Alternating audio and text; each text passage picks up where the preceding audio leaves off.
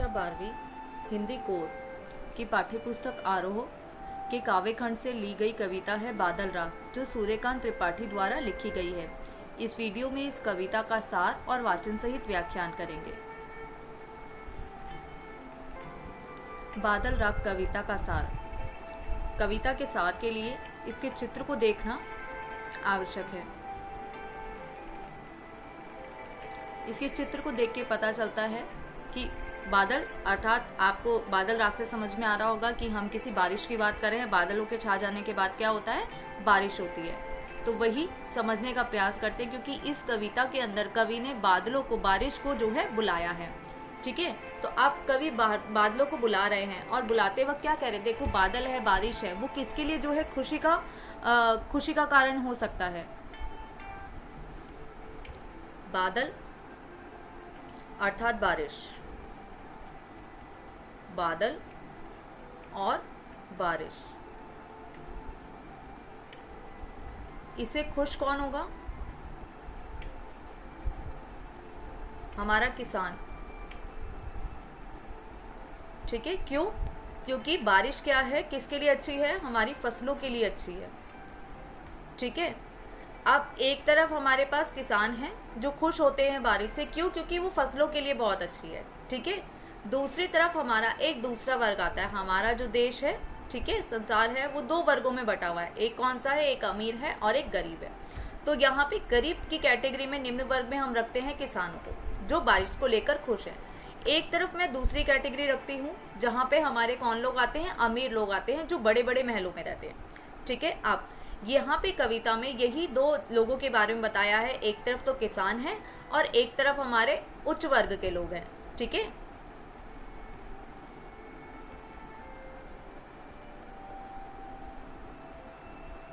उच्च वर्ग का जो लोग है, अगर कभी भी बारिश आती है, ठीक है, बादल छाते हैं, बारिश आती है, तो क्या होता है?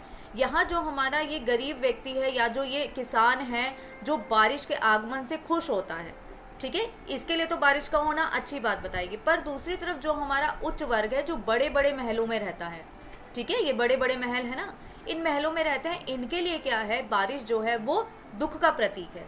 क्यों? क्योंकि बहुत ज़्यादा बारिश आएगी तो उनको क्या होता है? उनका नुकसान होता है। उनको कहीं ना कहीं उनकी संपत्ति पर जो है क्या होता है? कहीं ना कहीं खतरा मंडराने लगता है। ठीक है, बारिश आएगी तो क्या होगा? बड़ा जो पेड़ है, देखो यहाँ पे एक बड़ा पेड़ है, वो आंधी आएगी, उससे क्या होगा? वो टूट जाएगा। जैसे यहाँ पे दिखाया गया, यहाँ से वो टूट कर गिर रहा है।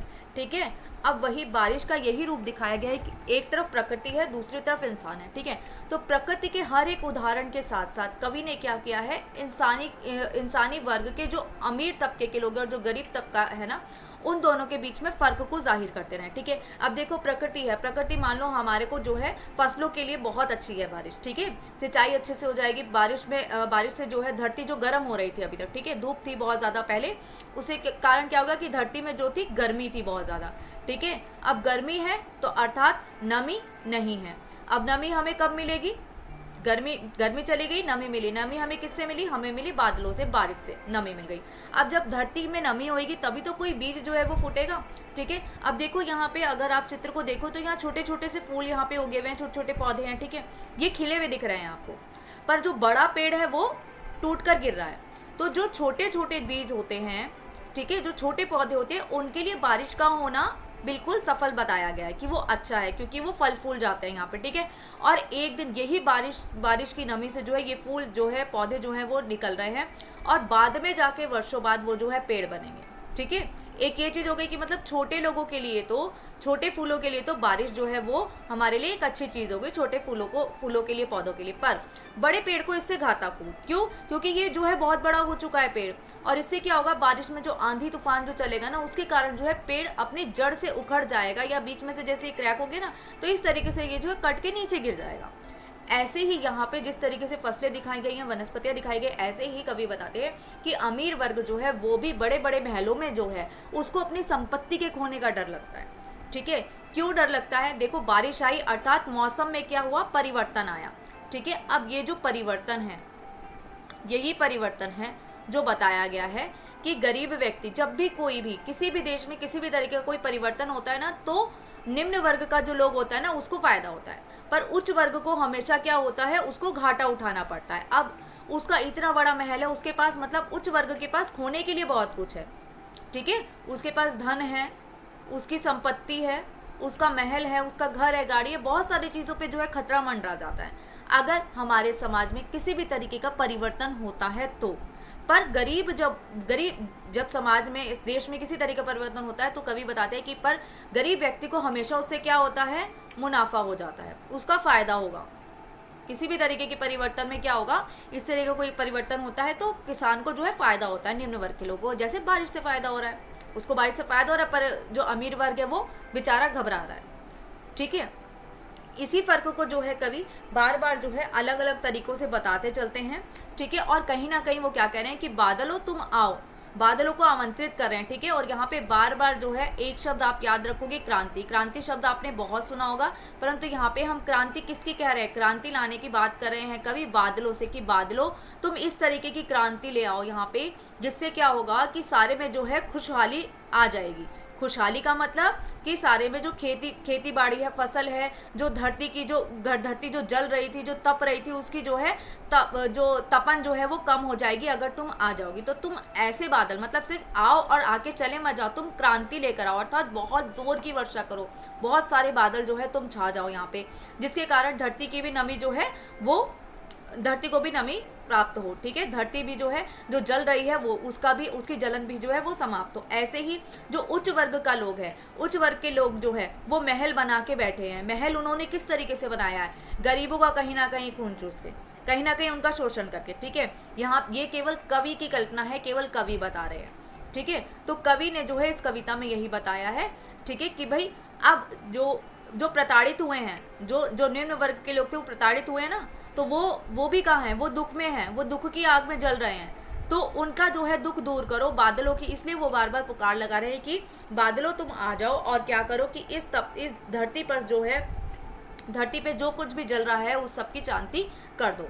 अर्थात पर यहाँ पे साथ ही साथ क्या होगा कि गरीब को फायदा और अमीर को नुकसान होगा। गरीब व्यक्ति का फायदा बारिश से भी है, ठीक है।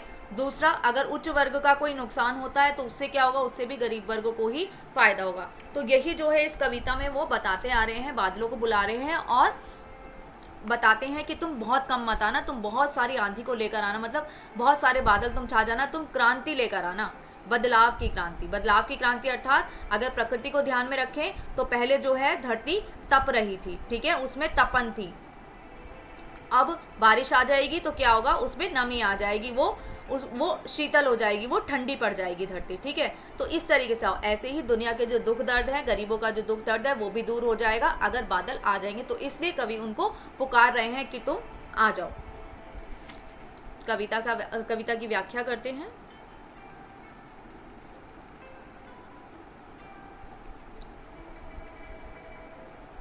बादल राग, तिरती है समीर सागर पर। तिरती का अर्थ होता है तैरती, ठीक है, अर्थात तैरती। समीर क्या होता है, हवा, और सागर तो समुद्र होता ही है, ठीक है। तो क्या होता है कि जो तिरती का अर्थ भी बच्चे लिख लेना, तैरती, ठीक है। अब समुद्र के ऊपर हवा जो है वो तैरती है, समुद्र के ऊपर हवा तैरती है, जिसके कारण क्या होता है, जो समुद्र का जो पानी है वो भी लहलहाने लगता है, मतलब वो भी हिलने लगता है कहीं ना कहीं, ठीक है। तो पहली पंक्ति का ये अर्थ हो गया कि सागर के ऊपर जो हवा चलती है वो भी तैरती है, ठीक है। अस्थिर सुख पर दुख की छाया, अस्थिर सुख पर दुख की छाया। अस्थिर का क्या अर्थ हो गया, जो स्थिर नहीं है, जो हिल रही है, जिसमें जो है जो एक तरफ खड़ी नहीं है, जिसमें हिलावट हो, ठीक है। जैसे पानी की लहरें होती है ना, वो हिलती सी रहती हैं, तो इस तरीके को उसको हम कहते हैं अस्थिर। अस्थिर सुख पर दुख की छाया।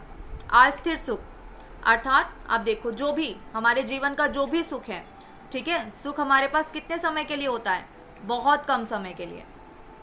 सुख की प्रतीति हमें क्या होती है, बहुत कम समय के लिए होती है, ठीक है। और दुख हमारे पास कितना होता है, बहुत ज्यादा। दुख में जब हम रहते हैं वो तो बहुत ज्यादा समय तक रहते हैं, ठीक है। और जो सुख में रहते हैं बहुत कम समय के रहते हैं। तो कवि यही बताते हैं कि भाई यहाँ अस्थिर सुख पर दुख की छाया है, ये जो हवा है ना, ये अस्थिर सुख है। मतलब सागर के ऊपर जो हवा है वो क्या है, वो अस्थिर सुख है। ठीक है, मतलब थोड़ी देर का सुख है और बहुत देर तक जो स्थिरता, जो अस्थिर है वो सुख है, और जो स्थिर है, जो टिका रह जाता है, वो क्या है, वो दुख है। तो ये 2 पॉइंटों को आप समझ लेंगे। ठीक है, जो सुख है अस्थिर बताया गया है और दुख को जो है स्थिर बताया, कि सुख जो है थोड़ी देर के लिए आता है और चला जाता है, परंतु जो दुख है वो बहुत समय तक टिका रह जाता है। ठीक है, जग के दग्ध हृदय पर, जग के दग्ध हृदय पर, जग क्या है, हमारा संसार हो गया, दग्ध क्या हो गया, तपना। ठीक है, जो तपन है या जलता है, दग्ध का अर्थ हो गया जलना।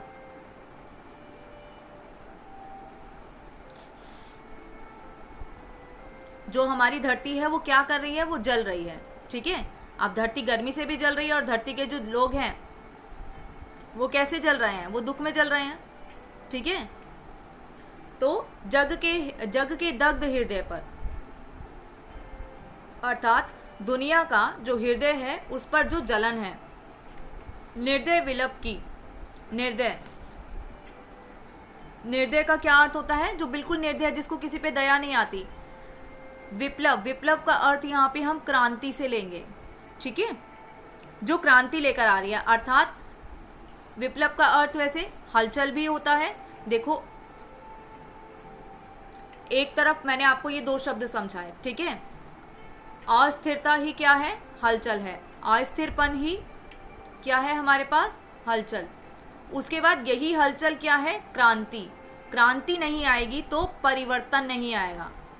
ठीक है, तो ये बेसिक चीजें अगर समझ में रहेंगी तो कविता बड़ी आसानी से समझ में आ जाएगी। ठीक है, हमने सबसे पहले अस्थिर की बात की। अस्थिर का मतलब कि यहाँ पे हलचल है किसी तरह की, और हलचल किस तरीके की दिखा रहे हैं। देखो, जब क्रांति आती है तभी परिवर्तन आता है। देश में जब क्रांति आती है ना, ठीक है, तभी परिवर्तन आया। जैसे कि हमारे देश जो जो क्रांतिकारी थे, जिन्होंने युद्ध लड़ा था, ठीक है, कि हम अंग्रेजों को यहाँ से भगाएंगे, तो उन्होंने क्रांति ले आए थे, मतलब हमने लड़ाई को बढ़ा दिया था अच्छे तरीके से, तो उसके बाद परिवर्तन है। तो क्रांति ही परिवर्तन लेकर आती है। तो ये सारे के सारे शब्द एक दूसरे से जुड़े हुए हैं। तो यहाँ पे निर्दय विप्लव की पवलावित माया, पवलावित का अर्थ होगा डूबा हुआ। ठीक है, यह तेरी रण तरी, यह तेरी रण तरी, रण का अर्थ क्या होगा, युद्ध। तरी का अर्थ होता है नौका। अब इसके अर्थ को समझने का प्रयास करेंगे। जग के दग्ध हृदय पर, निर्दय विप्लव की पलावित माया। ठीक है, अब ये जो जग है, जो संसार है, उसके हृदय में जलन है, वो आग है, उसमें वो जल रहा है, अर्थात जलन दुख है, कि उसको, वो जो हमारा जग है, संसार है, वो दुखी है। ठीक है, निर्दय विप्लव की पलावित माया, निर्दय अर्थात निर्दय क्या होगा, कठोर। ठीक है, जिसको दया नहीं आ रही है। विप्लव क्रांति की पलावित, पलावित का अर्थ हो गया डूबा हुआ। ठीक है, डूबी हुई माया में। तो हमारा जो संसार है वो कहाँ डूबा हुआ है, वो मोह माया में डूबा हुआ है। ठीक है, जो देश है, जो संसार है, जो जग है, वो कहाँ डूबा हुआ है, वो मोह माया में डूबा हुआ है। उसकी इस जलन को, उसके इस कमी को जो है दूर करना है। कैसे, क्रांति लाके, निर्दय क्रांति लाके। ठीक है, अर्थात क्रांति लाना अच्छे से। कवि बादलों को कह रहे हैं कि तुम क्रांति लेकर आओ। क्यों क्रांति लेकर आओ, क्योंकि देश जो है, संसार जो है, जग जो है, वो जल रहा है। ठीक है, क्यों जल रहा है, क्योंकि सुख जो है थोड़ी देर के लिए ठहरा और दुख जो है वो ठहरा ही रह गया। तो इस क्रांति से जो है हमें क्या करना है, हमें बचाना है जग को। तो इसके लिए वो बादलों से कह रहे हैं कि तुम आ जाओ और बहुत सारी क्रांति लेकर आओ, अर्थात बहुत सारे बादल लेकर आओ, इसलिए बादल राग लेकर आओ।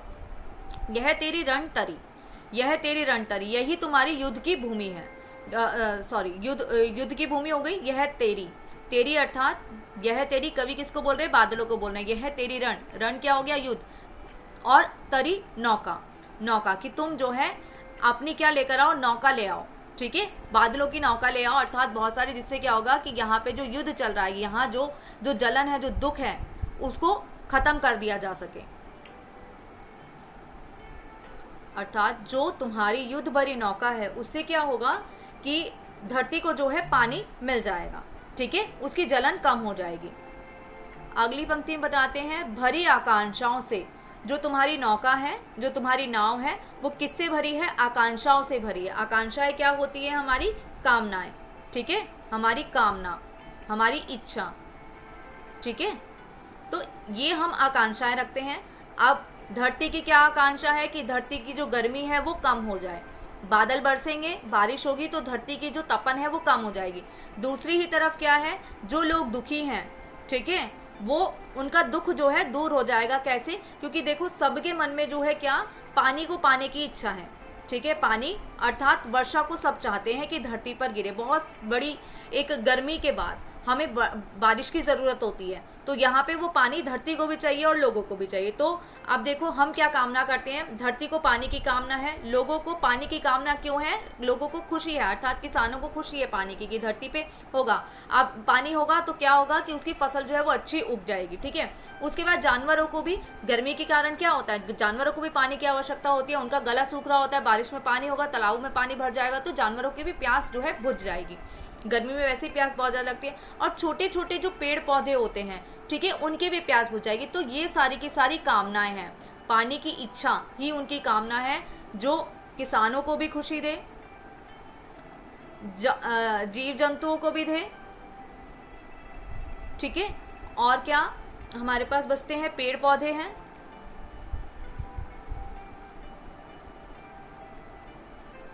तो इन सबको जो है किसकी कामना है? बारिश की कामना है, ठीक है। तो ये सारी की सारी कामनाएं पूरी हो जाएगी अगर क्या होगा?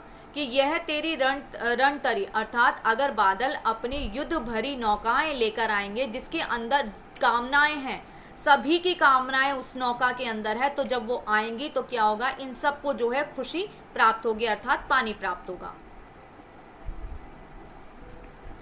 घन भेरी गर्जन से सजग सुप्त अंकुर।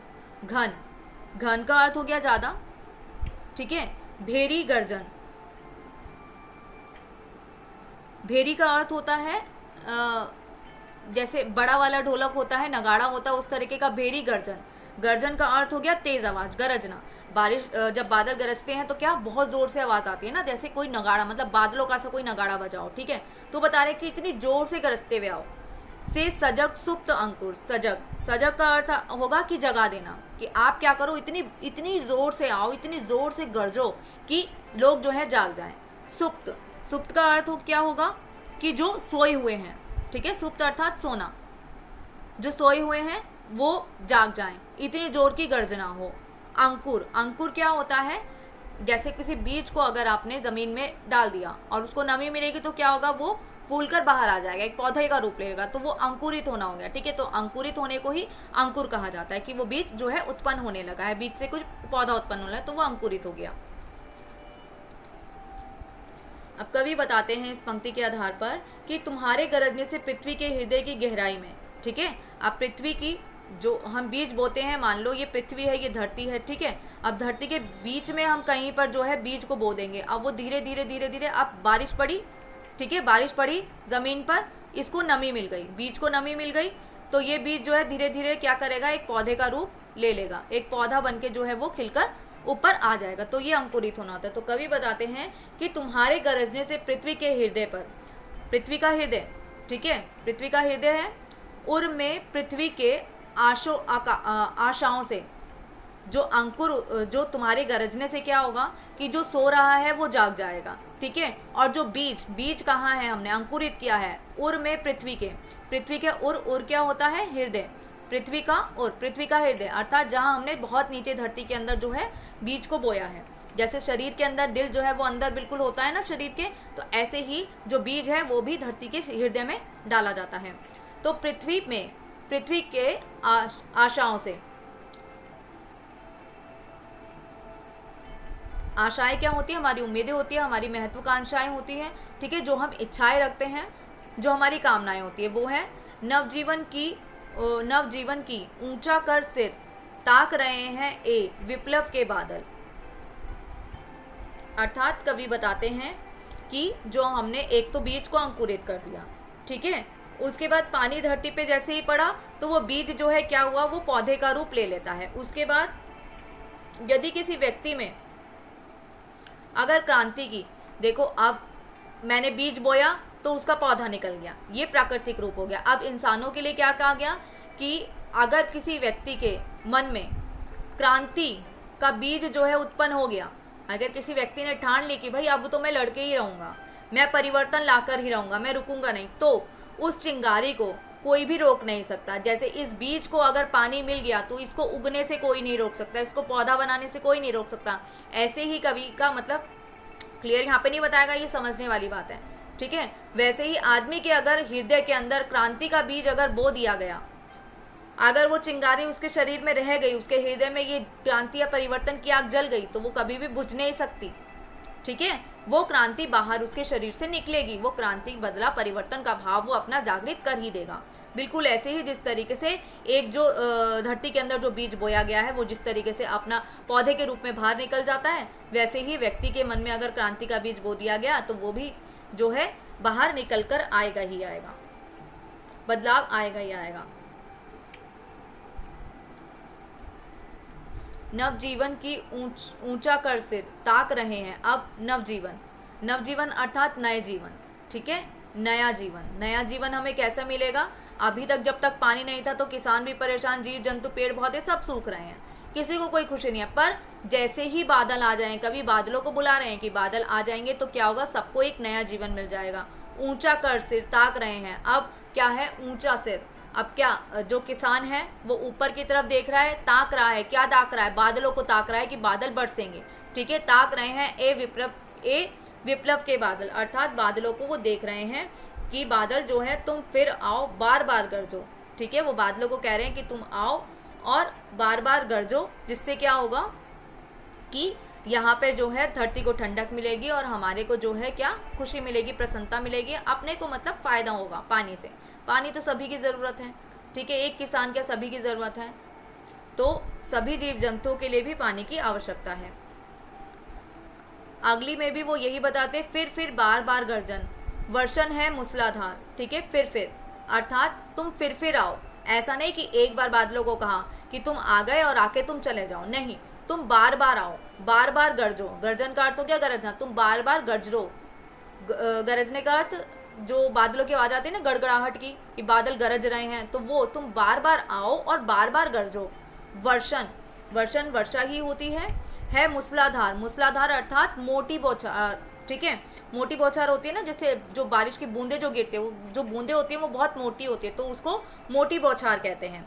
तो ऐसे आओ तुम अपनी मोटी मोटी, मूसलाधार अर्थात मोटी मोटी बारिशों की जो बारिश है वो लेकर आओ, तुम गरजो, बादल तुम गरजो और मूसलाधार बारिश करो, ठीक है। अर्थात मोटी बारिश करो, मोटी बूंदों वाली बारिश कर दो।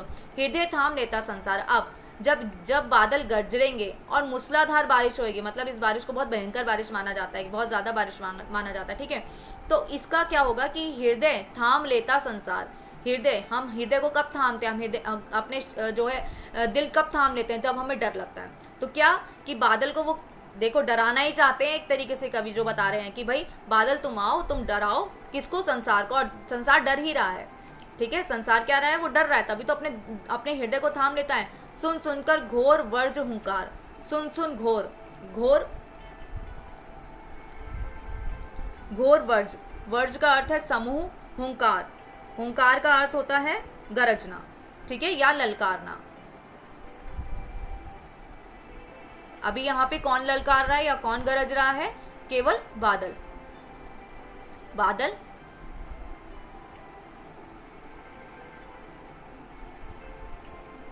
बादलों के गरजने की हुंकार की बात करें, ठीक है। वर्ज का अर्थ हो गया समूह, तो जो बादल हैं वो समूह में जो है आएंगे, ठीक है। अब एक आध बादल आए तो भाई क्या हो गया, कोई फर्क नहीं पड़ता। अगर एक आध बादल आता है तो क्या होता है कि एक आध बादल से कोई नहीं डरेगा, पर अगर बादलों का समूह आए, एक आध बादल छा गया और जो है गरज कर बरस कर चला गया, पर जब बादलों का समूह आएगा और वो गरजेगा तो वो तो बहुत भयंकर होगा ना, उससे तो ज्यादा डर लगेगा। तो इसलिए जो है संसार अपना दिल थाम लेता है। सुन सुनकर क्या, घोर मतलब बहुत ज्यादा, व्रज हुंकार अर्थात बहुत समूह, व्रज हुंकार अर्थात बादलों के समूह की जो हुंकार है, जो ललकार है, वो सुनकर जो है संसार अपना हृदय थाम लेता है।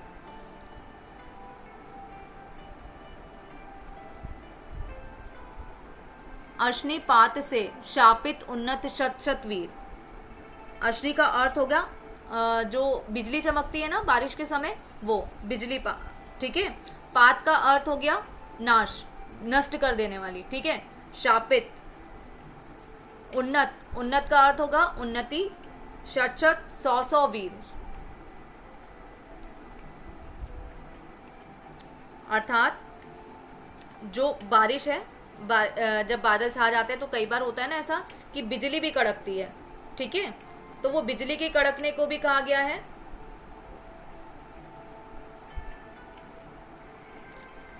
संसार एक तो डर रहा है, अब बिजली भी कड़क रही है, एक तो बादलों की गर्जना हो गई इतनी ज्यादा और फिर बिजली भी कड़क रही है, तो ये बादलों ने क्या है, एक भयंकर रूप ले लिया, ठीक है। बहुत ज्यादा बारिश हो रही है जो डर को, खौफ को फैला रही है।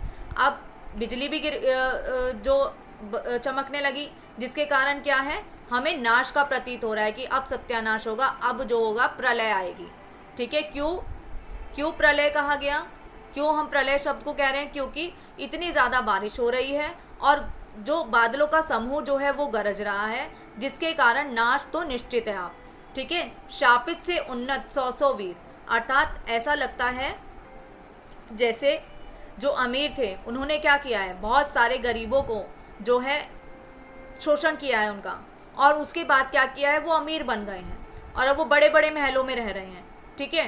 तो अब यहाँ पर क्या होता है कि जो यहाँ पे युद्ध की एक दिखाया गया है, ठीक है, प्रतीकात्मक रूप में लिया है ना इसको, बादलों को, कि युद्ध जो है किया जा रहा है यहाँ पर, किस तरीके का युद्ध, बादल जो है क्रांति लेकर आ रहे हैं, और वही क्रांति बादल वही वीर हैं। तो उन्हीं को जो सौ सौ बार है वो क्या कह रहे हैं कि सौ सौ वीर हैं हमारे पास यहाँ पर, और वो क्या है, जो विनाश का कारण बन रहे हैं, किसके, संसार के। और किस संसार का विनाश वो करने के लिए आ रहे हैं, दुखों को दूर करने का। मतलब जो बादल छाए हैं वो हमारा कोई नुकसान नहीं कर रहे हैं, वो किसका नुकसान कर रहे हैं, वो हमारे दुखों को जो है खत्म करने आए हैं, ठीक है। जो यहाँ पे बारिश का जो भयंकर रूप यहाँ पे चित्रित किया गया है वो हमारे लिए नहीं है, वो किसके लिए, वो दुखों को काटने के लिए है। शत विशत हत हलचल शरीर, ठीक है। शत विशत, शत होता है घायल,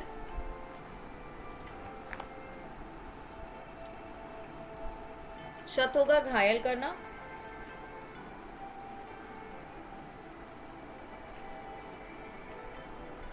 और जिसको घायल किया गया है वो होगा हमारा हत।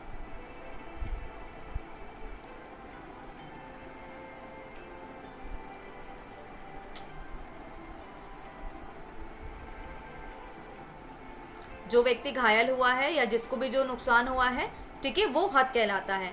अचल शरीर, अचल मतलब जिसको हिलाया ना जा सके,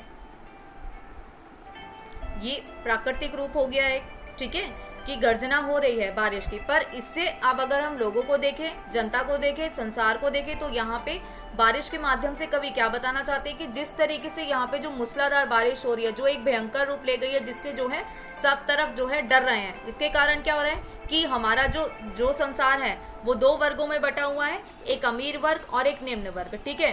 तो जो उच्च वर्ग है, उच्च वर्ग, इसको हम यहाँ पे वीरों के साथ रख सकते हैं कि हमारे वीर हैं ये, ठीक है। क्यों वीर हैं, क्योंकि ये क्या कर रहे हैं, ये निम्न वर्ग को जो है उनका शोषण कर लेते हैं, ठीक है, उनको शोषित करते हैं। तो इसके कारण जो कवि हैं वो क्या बता रहे हैं, देखो भाई, पहले ही मैंने आपको बता दिया था कि बारिश से नुकसान जो है वो केवल उच्च वर्ग का दिखाया है यहाँ पे कवि ने, ठीक है। तो यहाँ जो बड़े बड़े उच्च वर्गीय वीर है ना, वो क्या होते हैं, वो डर जाते हैं, ठीक है। जो हमारे जो वीर हैं इस गर्जना से डर जाते हैं, बादलों की गर्जना से, किसी से नहीं डरते हैं वो, पर बादलों की गर्जना जो होती है, जो प्रकोप होता है, जो प्रकृति का प्रकोप होता है, वो उससे डर जाते हैं। शत विशत हत हलचल अचल शरीर, ठीक है। अर्थात अगर इस पंक्ति को प्राकृतिक माध्यम से देखा जा चुका है, अब इसको संसारिक माध्यम से अगर हम देखें तो क्या होता है कि जो शत विशत है, अर्थात जो घायल है, ठीक है। घायल कौन हुआ है यहाँ पे, पहले बताया दो वर्ग है हमारे संसार के, तो घायल वर्ग अब कौन आएगा बारिश से, ये हमारे उच्च वर्गीय जो हैं, ये भी घायल हो जाते हैं। इनको क्या होता है, जिनको कोई हिला नहीं सकता, अचल शरीर, जिनको जो है बिल्कुल स्थिर रहते हैं, ठीक है, जिनको जो है निम्न वर्गीय छोड़ नहीं सकता, जो चोट से परे हैं, जिनको चोट नहीं लगती, इस अमीर वर्ग को, इसको किससे चोट लग गई? इस मूसलाधार बारिश से वो क्या हो गए? वो घायल। घायल होने का जो डर है वो उसमें बैठ गया, वो घायल हो जाते हैं इससे। ठीक है, दोनों ही अर्थ मैंने आपको समझा दिया। एक प्राकृतिक अर्थ होता है और एक होता है हमारा सांसारिक रूपों में अर्थ इसका। गगन स्पर्शी स्पर्धाधीर, बिल्कुल ऊपर वाली पंक्तियों से ही इसका अर्थ भी जुड़ा हुआ है। गगन स्पर्शी अर्थात आकाश को छूने वाली, स्पर्श करने वाले। ठीक है, स्पर्धाधीर। ठीक है, स्पर्धा का अर्थ कहीं ना कहीं होड़ होता है। ठीक है, तो क्या होता है? गगन स्पर्शी। अब किसी की कामना आसमान को छूने की है। दोनों वर्ग है ना हमारे यहाँ पे। निम्न वर्ग है तो भाई खाने पीने को मिल जाए वो खुश है, पर जो उच्च वर्ग है वो क्या है? उसको अमीर से अमीर बनने की होड़ है।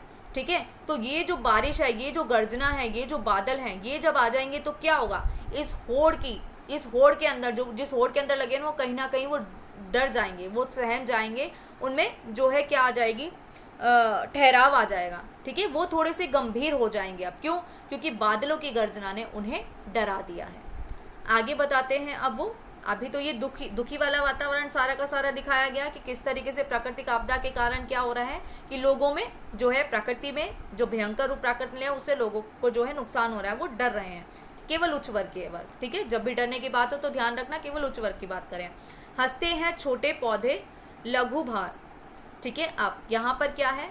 अब हंसते आ गया वर्ड, तो अब यहाँ पर प्रसन्नता की बात हो रही है। कोई हंस रहा है मतलब वो प्रसन्न है। अब प्रसन्न कौन था हमारा? यहाँ पे निम्न वर्ग था। ठीक है, छोटी छोटी खुशियों में वो खुश हो जाता है हमारा निम्न वर्ग। कितना अच्छा है, जो छोटी सी खुशियों में खुश हो जाता है। और एक हमारा अमीर वर्ग है जिसको जितना मिल जाए उसको वो उतने में भी दुखी है। अब बड़े महलों में रहता है, सब कुछ उसके पास है, पर बादलों की गर्जना से वो डर रहा है क्योंकि उसका कहीं ना कहीं नुकसान हो सकता है। पर निम्न वर्ग नहीं डर रहा। क्यों? क्योंकि वो किसान है, उसको उसकी धरती को जो है नमी मिल जाएगी तो उसकी जो है खेती अच्छी हो जाएगी। ठीक है, तो अभी यहाँ पे सबसे पहले प्राकृतिक अर्थ देते हैं।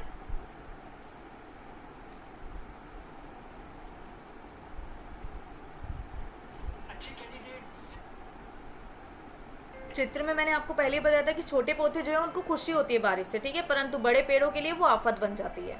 तो हंसते हैं छोटे पौधे लघु भार। लघु भार अर्थात छोटा। ठीक है, लघु का अर्थ होता है छोटा और भार क्या होता है? बोझ। ठीक है, लघु होता है छोटा, भार अर्थात जिन पेड़ पौधों में छोटे हैं, जिनका भार कम है, वो क्या है? वो प्रसन्न है। जो छोटे छोटे पौधे हैं, जैसा चित्र में आपको दिखाया गया था ना, हमारा पेड़ तो कट के नीचे गिरने को तैयार हो रहा है। ठीक है, बारिश के समय, पर जो हमारे जो छोटे छोटे पौधे हैं वो देखो खिले हुए नजर आ रहे हैं। तो इस बारिश में क्या है? क्योंकि इनका वजन कम है और ये बहुत धरती से बिल्कुल ही जुड़े हुए हैं, बहुत हल्के हैं, तो इसका जो है बारिश को ज्यादा कोई नुकसान नहीं कर पाती है। बारिश से इनको कोई डर नहीं है, तो इसलिए ये जो है ये हंस रहे हैं, ये खिलखिला रहे हैं। ठीक है, शास्य अपार। शास्य का अर्थ होता है गुण या अनाज, हम समझ सकते हैं। अपार, अपार का अर्थ होता है बहुत अधिक। हिल हिल खिलखिल, हाथ हिलाते तुझे बुलाते। ठीक है, अर्थात ये जो छोटे छोटे पेड़ पौधे हैं क्या कर रहे हैं? ये बादलों को जो है हिल हिल कर, खिल खिल कर जो है हाथ फैलाते हुए बुला रहे हैं। क्यों बुला रहे हैं? क्योंकि उससे इनको प्रसन्नता मिलती है, इनका कोई नुकसान नहीं होता, इनको नमी मिलेगी तो ये और अच्छे से खिल जाएंगे। विप्लव रव में छोटे ही शोभा पाते। ठीक है, विप्लव, विप्लव वही हमारी क्रांति हो गई। ठीक है, क्रांति है, क्रांति के कारण क्या होगा? परिवर्तन। तो अब ये पहले बता दिया था कि निम्न वर्ग को तो परिवर्तन से फायदा होगा और उच्च वर्ग का जो है नुकसान होगा। ठीक है, परिवर्तन से। तो इसलिए जहां ये छोटे पौधे हैं, ठीक है, जिसपे छोटा भार है, यहाँ को अगर हम निम्न वर्ग से समझे तो अगर लोगों के आधार पे, तो निम्न वर्ग जो है वो प्रसन्न है। क्यों?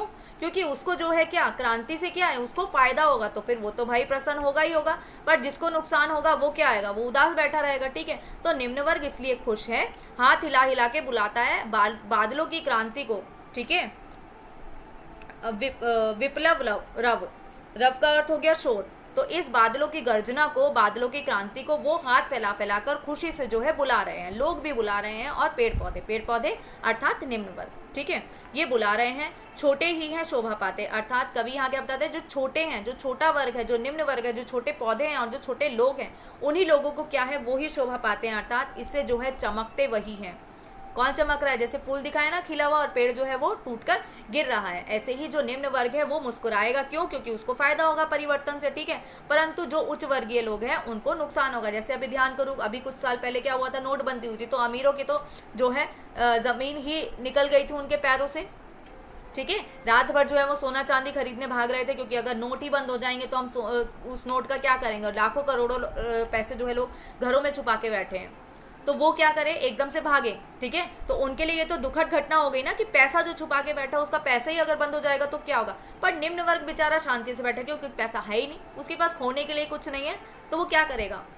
वो डर तो उसी को होएगा ना जिसको जिसके पास कुछ और वो खोने का डर हो, इसलिए वो बेचारा शांत रहता है, क्योंकि भाई परिवर्तन से मेरा फायदा होगा, उसको पता है। पर बेचारा उच्च वर्ग जो है उसका नुकसान हो जाएगा, तो इसलिए वो जो है वो उदास होता है। तो इसलिए जो है बड़े ही खुश हो के हाथ से हिलाते हुए वो जो है बादलों को बुला रहे हैं, बादलों की क्रांति को बुला रहे हैं। सोचो, बादलों की क्रांति को, बादलों के शोर को जो है वो बुला रहे हैं, क्योंकि क्या है कि छोटे ही पौधे हो या लोग हो, वही शोभा पाते हैं, वही चमकते हैं परिवर्तन के कारण।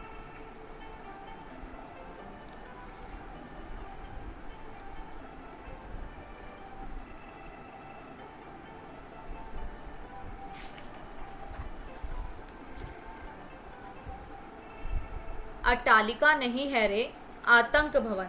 अट्टालिका का अर्थ क्या होता है? महल, ठीक है। अब महल किसके पास होगा? छोटे वर्ग के पास होगा या बड़े वर्ग के पास होगा, ठीक है। एक तरफ हमारा निम्न वर्ग है, दूसरी तरफ हमारा उच्च वर्ग है जो अमीर है। तो महल किसके पास हो गया? उच्च वर्ग के पास महल है। तो महल नहीं है रे आतंक भवन, ठीक है। अर्थात कवि क्या बता रहे हैं, ये जो इन्होंने बड़े बड़े महल बना रखे हैं ये महल नहीं है, ये महल नहीं है। असल में ये क्या है? ये आतंक के भवन है, ठीक है।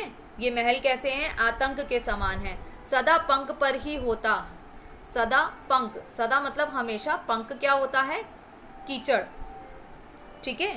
पंख क्या होगा? कीचड़।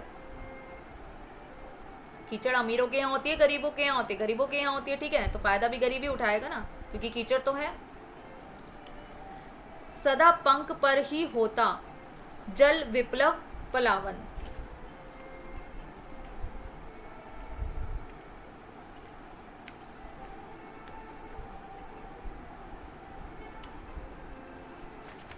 अब एक गरीब वर्ग है, वो कहाँ रहता है? वो जमीन पर रहता है, वो बड़े बड़े महलों में नहीं रहता, ठीक है। अब वो अगर निम्न वर्ग जो है वो बड़े महलों में अगर नहीं रहता है तो कहाँ रहेगा? वो जमीन पर रहेगा। और जमीन पर क्या है?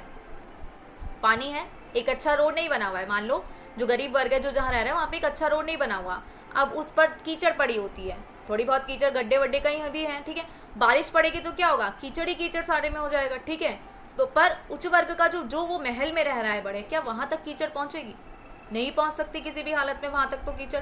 तो जमीन पर जो है वो कीचड़ है, तो पानी जो पड़ेगा तो कीचड़ को जो है वो और ज्यादा बढ़ा।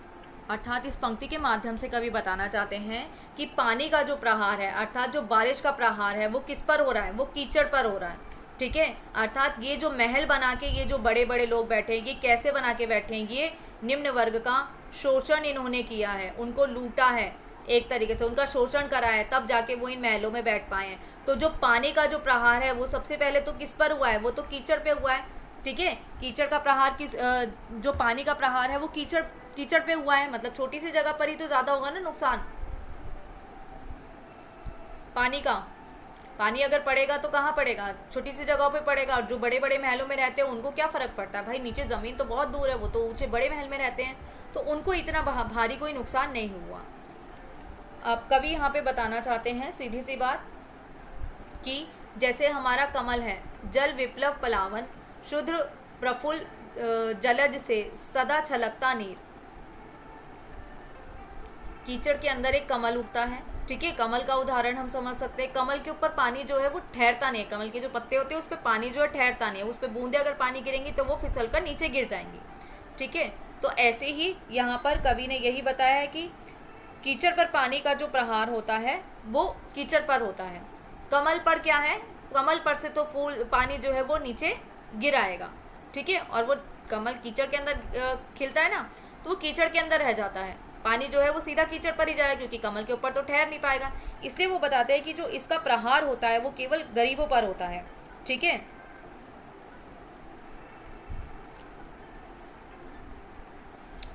आगे कवि बताते हैं, पहले इसके अर्थ लिख लीजिए। विप्लव वही क्रांति है, क्रांति लाना। प्लावन का अर्थ होता है बाढ़ आना या प्रलय आना किसी तरीके से, ठीक है। तो ये जो यहाँ पे बारिश के कारण जो प्रलय आया है उससे नुकसान अमीरों का है, गरीबों का नहीं है। शूद्र शूद्र शूद्र का अर्थ होता है बिल्कुल दरिद्र, बिल्कुल नगण्य, बिल्कुल शून्य। प्रफुल्ल, प्रफुल्ल का अर्थ होता है विकसित, जलज से। जलज क्या है यहाँ पे? जल, पानी से पूर्ण रूप से जो है विकसित है, जल से उत्पन्न है जो चीज़ें, ठीक है। सदा छलकता नीर, अर्थात हमेशा जो है यहाँ पर नीर झलकता रहना चाहिए, अर्थात जल, ठीक है। पानी जो है वो छलकता रहना चाहिए, अर्थात बारिश के समान। रोग शोक से में भी हंसता, रोग शोक, अभी यहाँ पे ध्यान रखना निम्न वर्ग की केवल बात हो रही है। जो रोग है, ठीक है, रोग किस तरीके का? गरीबों के बच्चों को जो है रोग होता है तो क्या होता है? हंसता है। गरीब का बच्चा जो है वो हंस रहा है। रोग शोक, जो रोग के कारण जो शोक उत्पन्न होता है, ठीक है। तो इससे क्या होता है कि एक गरीब का बालक जो है वो खुश है, परंतु देखो एक अमीर का बच्चा अगर बीमार पड़ेगा तो क्या होगा? वो बहुत ज़्यादा मतलब हाय तौबारे मच जाएगी। पर एक गरीब का बच्चा बीमारी के शोक में भी, मतलब दुख के अंदर, बीमारी के रोग में भी वो हंसता खिलखिलाता हमें नजर आएगा। यही फर्क है एक अमीरी और गरीबी में। अमीर जो होगा वो चोचला बना देगा हल्की सी बीमारी का, अमीर, और गरीब जो है वो बीमारी में भी हमें बच्चा जो है छोटी सी खुशी उसको मिल जाए तो वो हंसता खेलता हमें नजर आ जाएगा। शैशव, शैशव का सुकुमार शरीर, अर्थात शिशु का, उसी गरीब बच्चे का, बालक की बात कर रहे हैं कि उसी शैशव, शिशु सुकुमार शरीर का, अर्थात उसका शरीर है जो रोग में रोग के कारण जो है ग्रस्त है, वो भी केवल जो है वो क्या करता है? वो हंसता खिलखिलाता हमें दिख जाता है, केवल बहुत छोटी सी ही उसके अंदर, छोटी सी खुशी के अंदर वो हमें मुस्कुराता दिख जाता है। अगली पंक्ति है रुद्र। रुद्र कोश है शुभ तोष। रुद्र का अर्थ होता है घेरा हुआ, कोश का अर्थ होता है खजाना, और शुभ का अर्थ है चिंता में, चिंतित होना या भयभीत होना। तोष का अर्थ होता है खुशी। तो अब यहाँ पे दो ही फर्क हमें पता चल रहे हैं, यहाँ कॉमा लगा है तो आप देखो, रुद्र कोश है शुभ तोष, अर्थात जो घिरा हुआ है खजाने से, रुद्रकोश जो घिरा हुआ है खजाने से, दुखी वो है, और शुभ तोष अर्थात, और वही क्या है? शुभ भी है, चिंतित भी है, भयभीत भी है। जो अमीर है वही जो है चिंतित है, भयभीत है, परंतु जो गरीब है, जो तोष है, अर्थात उसके पास क्या है? बहुत थोड़ी सी चीज़ है, बहुत कमी है, परंतु फिर भी वो जो है खुश है। जैसे ये ऊपर हमारा जो बालक है वो सुकुमार, जो शिशु है वो बीमारी में भी वो प्रसन्न हमें दिखाई, हंसता दिखाई दे सकता है, पर अमीर बालक नहीं दिख सकता।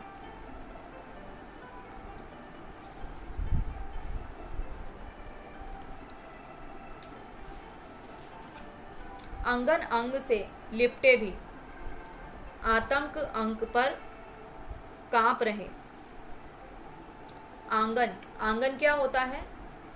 अर्थात अंगना, अंग। यहाँ पे इन शब्दों को खूबसूरती से लिया जाता है, मतलब जैसे देखो दो लोग बताए, उच्च वर्ग और निम्न वर्ग, तो निम्न वर्ग का बच्चा जो है वो हमें कैसा दिखेगा? मतलब आप बच्चा समझो, बड़ा समझो, कोई भी है, ठीक है। निम्न वर्ग का थोड़ा अस्त व्यस्त सा हमें दिखेगा, बिल्कुल मेंटेन नहीं रखेगा वो खुद को। परंतु अमीर लोग कैसे होते हैं? जो स्त्रियों को अगर हम बात करें, बहुत अच्छे पहनावे में वो रहेंगी, उनका अंग रूप जो है वो बहुत अच्छा दिखेगा, ठीक है। अच्छे कपड़े पहन रखे होंगे, प्रॉपर उन्होंने जो है मैनिक्योर पेडिक्योर करा रखा है, अपने जो है मेकअप वगैरह कर रखा है, परंतु निम्न वर्ग की औरतें बिल्कुल आराम से रहती है, ठीक है। तो वो बता रहे हैं जो अंगना, अंग में, अंग से लिपटे, मतलब जो खूबसूरती से लिपटे हुए हैं, ठीक है, बाहरी दिखावटी जो चीजें हैं उन चीजों से। आतंक अंग पर कांप रहे, अर्थात अब आतंक जो बादलों का छा गया है उस पर वो जो है कांप रहे हैं। क्यों कांप रहे हैं? क्योंकि भाई आतंक के अंदर क्या कोई मेकअप कर सकते हो क्या? अपने अंग को आप सजा सकते हो क्या? नहीं सजा सकते। गरीब जैसा था वो वैसा ही रह जाएगा, चाहे आपदा आए चाहे ना आए, परंतु अमीर का जो है वो सिर पैर ही हिल जाएगा। तो यहाँ पे उस खूबसूरती से है कि जो अंग लिपटे बैठे हैं, जो गहनों से लिपटे बैठे हैं, जो रूप सौंदर्य में लिपटे बैठे हैं, वो जो है आतंक के इस अंक से जो है वो घाप रहे हैं, ठीक है, कांप रहे हैं। धनी वर्ज गर्जन के बादल, धनी वर्ज गर्जन से बादल, अर्थात तेज, जो बादलों की गर्जना है वर्ज वो तेज है, ठीक है, और इससे क्या हो रहा है, ये जो अमीर तबके का लोग है वो कांप रहा है। त्रस्त नयन मुख ढांप रहे, अर्थात त्रस्त, त्रस्त क्या अर्थ है, पीड़ित या डरा हुआ, डरी हुई आंखों से मुख को वो क्या कर रहे हैं, ढांप रहे हैं, अर्थात ढक रहे हैं। यहाँ पे केवल उच्च वर्ग की बात है, उच्च वर्ग की ध्यान रखना, उच्च वर्ग के लोगों की खूबसूरती जो है उसके कारण वो जो है डर रहे हैं, ठीक है, और जो धनी हैं वो भी क्या है, बादलों की गर्जना से कांप रहे हैं। त्रस्त नयन अर्थात डरे हुए, ठीक है, जो डरे हुए, नयन आंखों से, आंखों में उनके डर दिख रहा है, और मुख को जो है वो ढांप रहे हैं, डर से छुपा रहे हैं डर को। जैसे कई बार डर लगता है ना तो हम ऐसे सुकुड़ से जाते हैं, तो ऐसे उन्होंने भी अपना मुंह जो है वो ढांप लिया है। जीर्ण बाहु, जीर्ण का अर्थ होता है बुढ़ापा, ठीक है, या थका हुआ, बहुत ज्यादा बिल्कुल चूर हो चुका है थक के। बाहु का अर्थ होता है बाहें, हाथ। क्षीण शरीर, क्षीण का अर्थ होगा, क्षीण शरीर अर्थात सड़ा हुआ, बिल्कुल गला हुआ, चीथड़े चीथड़े उड़ा हुआ एकदम से, मतलब बिल्कुल ही खराब। तो उनके जो हैं हाथ और बाह थके हुए हैं बिल्कुल ही।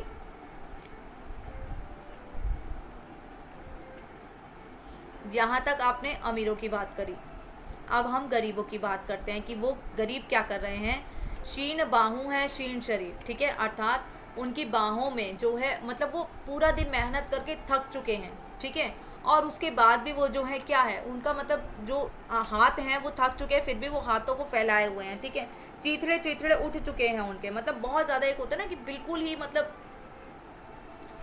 दया आ जाए जिसको देख के आपको, इतना ज्यादा वो थक चुका है, ठीक है। तुझे बुलाता कृषक अधीर, अर्थात ऐसा जो कृषि है, जो मेहनत करके, जो किसानी खेती कर करके जो है क्या है, उसके हाथों में बाहों में दर्द हो चुका है, उसके जो है एक होता है ना कि दर्द ऐसा होता है, ऐसा लगता है कि हमारे शरीर के टुकड़े टुकड़े हो चुके हैं, तो ऐसे दर्द को सहता हुआ भी वो क्या कर रहा है, वो बुलाता है कृषक अधीर। क्या कर रहा है, जो कृषि है वो उसे तुम्हें बुला रहा है, किसको बुला रहा है, अधीर, बेचैनी से, ठीक है, अधीर का अर्थ होता है बेचैन, तो वो बेचैनी से क्या है, तुम्हें बुलाता है। किसको बुला रहा है, वो बादलों की क्रांति को बुला रहा है। ए विप्लव के वीर, ए विप्लव वीर, वीर अर्थात क्रांति के वीर, क्रांति के वीर कौन, बादल, क्रांति के वीर कौन है यहाँ पे, हमारे बादल, तो वो जो है बादल को बुला रहे हैं। वो किसान जो मेहनत कर रहे हैं, जिनके हाथों में दर्द हो रहा है, जो दर्द को जो है सह नहीं कर पा रहे हैं, और वो क्या कर रहे हैं, वो बादलों को अभी भी उन टूटे हुए हाथों से भी हाथों को फैलाकर जो है उन क्रांतिकारी वीरों को जो है बुला रहे हैं। चूस लिया है उसका सार, ठीक है। अब वो क्या बता रहे हैं कि भाई हमारा जो सारा सार है वो चूस लिया गया है, हमारे अंदर जो रस था, अर्थात एक तरफ देखो धरती का रस था, धरती का रस क्या है, पानी, गर्मी के कारण क्या हुआ, वो खत्म हो गया, ठीक है। अब उच्च वर्ग ने निम्न वर्ग का खून चूस लिया या उनका शोषण किया, ठीक है। अब इसके कारण क्या हो गया कि इसमें भी कोई जो है रस नहीं बचा, निम्न वर्ग में कोई रस नहीं बचा, क्योंकि उच्च वर्ग ने उसका सारा का सारा रस जो है वो छीन लिया। तो वो यही बता रहे हैं कि चूस लिया है उसका सार, अर्थात उसका सार, रस या नमी, ठीक है। उच्च वर्ग ने निम्न वर्ग का सार चूस लिया, जैसे गर्मी ने धरती का सारा रस चूस लिया था। हार्ड मात्र है ही है आधार, अर्थात अब हार्ड मात्र मतलब सिर्फ हड्डी हड्डी जो है रह गई है, रस जो है शरीर का सारा निचोड़ लिया गया है, अब जो सिर्फ हड्डी हड्डी बसी है। तो अब क्या है, हे जीवन के पारावार, अब जीवन के पारावार क्या है, तुम अनंत हो, अर्थात अनंत हो, तुम जीवन से आर पार हो, तुम जो है हमें बचाओगे, तुम्हारा कोई जो है अंत नहीं है। तो इन बादलों को वो कह रहे हैं कि ए जीवन के पारावार, अर्थात बादल, ठीक है, जो बादल हैं, जो अनंत है, जो पार लगाने वाले हैं, जो जनता का पार लगाएंगे। क्यों, क्योंकि उच्च वर्ग ने जो है निम्न वर्ग के पास कुछ नहीं छोड़ा, तो अब ये बादल ही आके जो है उन्हें बचाएंगे, क्योंकि इनके अंदर कोई भी सार नहीं है, कोई भी रस नहीं बचा है, सारा जो इनका रस था वो चूस लिया गया, इनके अंदर जितनी भी शक्ति थी वो सारी शक्ति का फायदा उच्च वर्ग उठा चुका है। तो अब वो बादलों को कह रहे हैं कि तुम्हें आओ और तुम्हें जो है हमें पार लगाओ।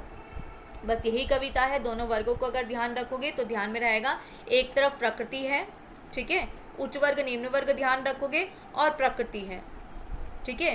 प्रकृति में भी क्या है, एक तरफ जो हमारी प्रकृति है वो कैसी दिखाई गई है, जो वर्षा से खुश भी है और दूसरी तरफ जो बड़ी बड़ी जो वनस्पतियां हैं, जो बड़े पेड़ हैं, वो कट जाएंगे और जो छोटे छोटे पौधे हैं वो रह जाएंगे। तो उस तरीके से प्रकृति का एक रूप दिखाया गया है और उच्च वर्ग और निम्न वर्ग को प्रकृति के माध्यम से ही दर्शाया गया है।